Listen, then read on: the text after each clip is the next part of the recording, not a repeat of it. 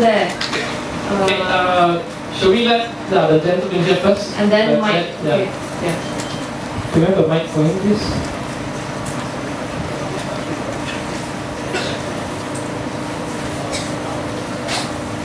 There are a couple more seats at the front here.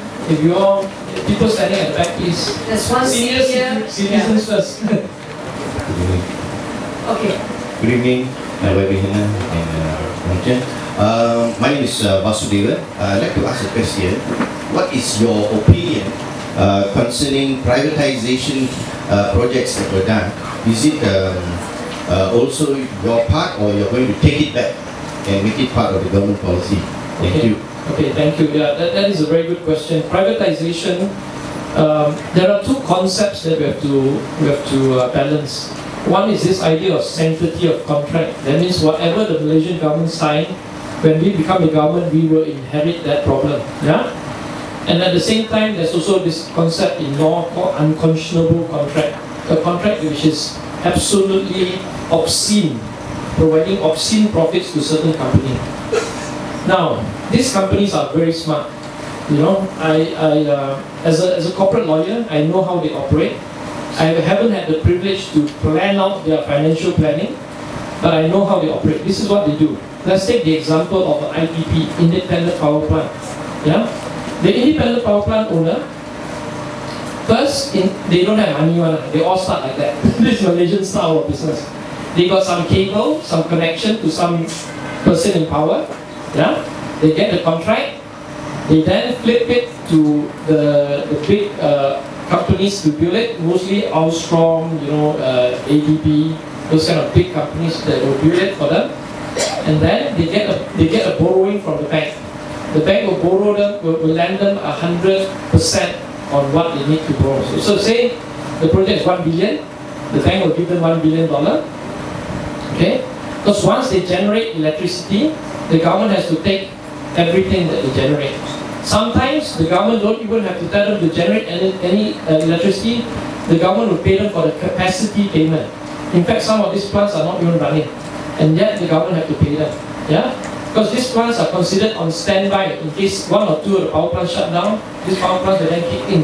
Yeah, so the contracts are all drafted like that to give obscene amount of profits to the IPPs, and the profit rate is about somewhere between 30% for YTL, the first YTL, Genting, Ananda, Krishna, what they call the first generation power plants are making between 25 to 30% return.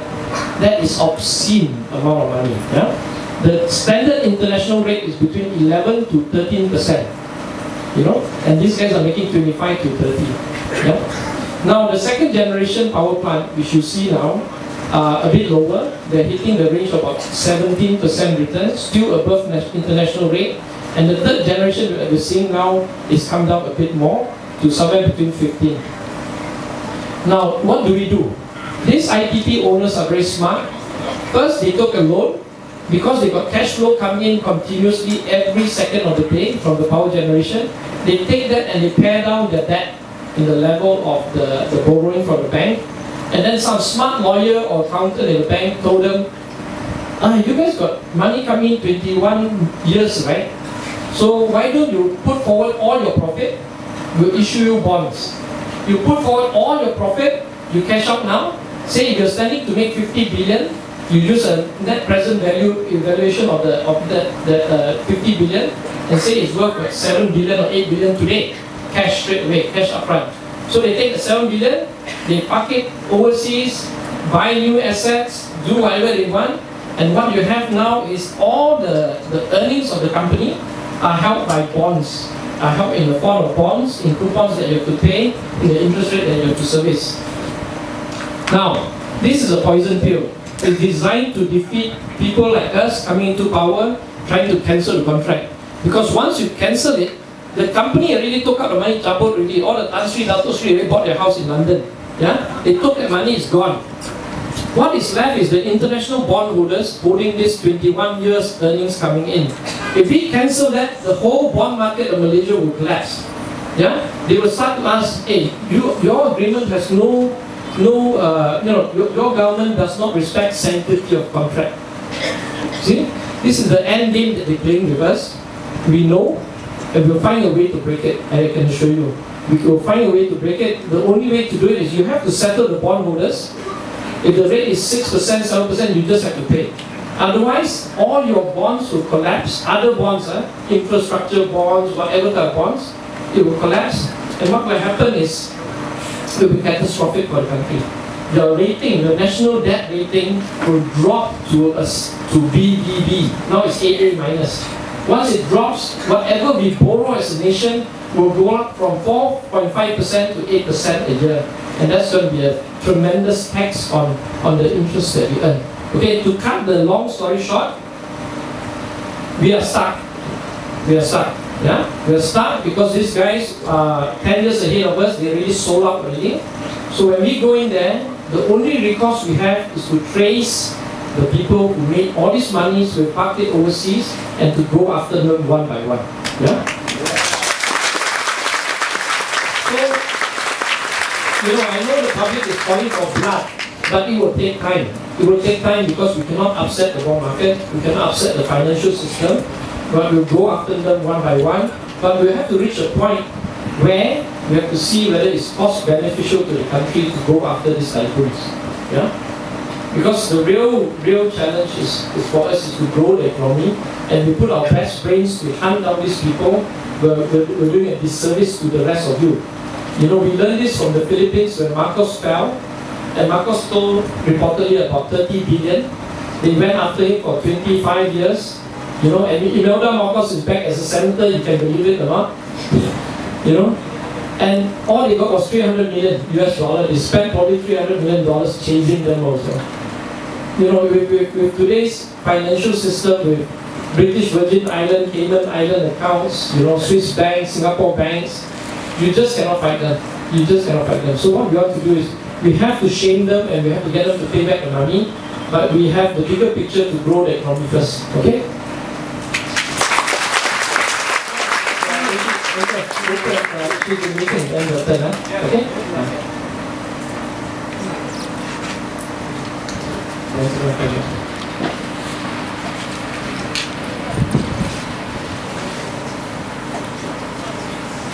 Good evening, Wong Chen and Hannah. Okay. 2 days ago, you mentioned that the polling station, polling station have reduced despite that there's a 17,000 increase of voters in Subang Jaya. Okay, and in that you expect to be a long queue in this polling station. So what is the contingency plan? We as a voter, if I come and queue up from 1 o'clock until 5 o'clock, can they just proceed and say, oh, look, you're late? Can the polling station do that? And if they can, what is the contingency plan? Okay, thank you. We announced via a press conference that we discovered we have 17,000 new voters in Subang Jaya for this coming election, but they have reduced our voting streams in schools by 10 streams. So we have calculated in 2008 there were about 300 people per stream on average. Now we have about 600 people per stream. Okay, so there's going to be a long wait or long queue. That's why we are advising people to go early. Come out early and queue. Don't go at 2 p.m. or 3 p.m. Okay. Wong Chen and myself, we will go and see SPR and we will probably ask for extension of time. But I don't think they will increase the streams for us. And we received information, people in Melbourne who voted. Yeah, they queued for 5 hours. Somebody told me from Melbourne. Okay, so we do not know if it's an attempt to punish voters in constituency like Subang Jaya who are very well informed because you have punished them in the last election, so now they're doing it to you. So we are asking people to cooperate, come out early and help the senior citizens who cannot wait too long. Get them a seat. We do whatever necessary so that people can cast their votes. And we also told people, encourage people who want to give up and turn back and go home. Speak to them and tell them don't give up now. Stand in the queue. Yeah, because every vote counts. I know many people feel that, based on the crowd that we have seen, Subang Jaya, Kelana Jaya sure win, is a safe seat. Let me tell you, it is not safe. We cannot go assuming that we're going to win. That's why we continue to work hard night and day. We have forums and dialogues like that, and we go out and meet people, because we cannot take for granted. We do not know how these 17,000 new voters will vote.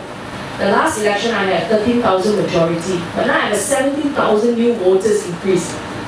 Yeah, so the figures are quite scary, and we do not know until 5th of May itself. Yeah, so please, on the 5th of May, whatever rumors you hear, people will spread via SMS. They might probably tell you, there's a fight there, don't go out. I know Chinese are very scared. Can be very fearful. Huh? I know Chinese relatives especially. Let's stock up food. Don't go out. Don't act out of fear, because your power lies in that ballot paper. If you chicken out and don't go out, right, you will forever live in this condition where your leaders will continue to tell you lies and continue to inflict fear on you, so that they can continue to rule and govern. Yeah, we must put an end to all this old politics. Okay, and also when you're given ballot paper, please check the ballot paper. Make sure there are no marks on it, because if there's any mark on the ballot paper, it's considered a spoil vote. Okay, and this time they have indelible ink. Handle the paper with care. Make sure the ink is not on the paper. Usually they put the ink after you vote, but in our country they put the ink on you before you vote. Okay, so today I also received information. Somebody voted in Perth and was given a tainted ballot paper with mark, and when they rejected it, they were not given a new voting paper. So even before you cast vote, it's a spoil vote already. Okay, so if you ask me, right, how can we prepare for all this? We don't know, we just don't know. This time around, they are not prepared to lose compared to 2008. 2008, they were caught off guard. Yeah, so this time they are working. Will the pen smear? Pen, no lah, pen won't smear lah. The ink. Must tell them how to cross it. Yeah. Put the plus on the Okay. Avoid blow the rocket. Yeah. Put X on the box that you want to come into power. Okay? Please, educate your friends, educate your grandparents at home. Tell your parents, especially the younger voters, if your parents are fearful, please tell them this is a new generation. For the sake of the younger Malaysians, we cannot go back to the past. We have to move forward. We have to move forward. We cannot live in fear. Okay? Ken? Especially the elderly people, go back and tell them, show them how to draw. I had my brother-in-law's mother. The son told him, you go and wow. So she went and draw one, take half an hour inside there. waiting. What are you doing inside? Oh, it's easy. Okay. Uncle say, educate people on what to put. Put an X, because some people go in and draw a rocket. And it takes forever to come out. Okay, so. Yeah. Okay, next question. There's a gentleman